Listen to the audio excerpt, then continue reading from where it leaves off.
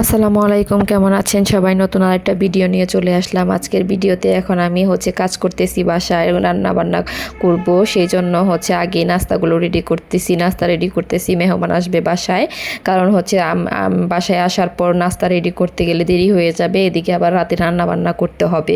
তো নাস্তা রেডি করে আমি 2 কাপ চাও বানায় রাখলাম, কারণ আসলে যেন ঝটপট করে ওভেনে গরম করে দিয়ে দেওয়া যায়। তো যাই হোক, নাস্তা রেডি হয়ে গেছে। তো আমিও রাতের রোস্ট রান্না করব, সেই জন্য মুরগির ভাজি করতে চলে আসছি। তো আমি রান্না বান্না করার মাঝখানে আবার একটু ফোন টোন চেক করতে হয়, পোস্ট করতে হয়, বিভিন্ন টিলের কমেন্ট দেখতে হয়, রিপ্লাই দিতে হয়। অনেক ব্যস্ততার মধ্যে আমি কাজ করি, বাসার কাজগুলো আমি কাজ করি অনেক ব্যস্ততার মধ্যে, এবং অনেক ব্যস্ততার মধ্যে আপনাদের কমেন্টের রিপ্লাই দেওয়ার চেষ্টা করি, এবং ভিডিও করারও চেষ্টা করি।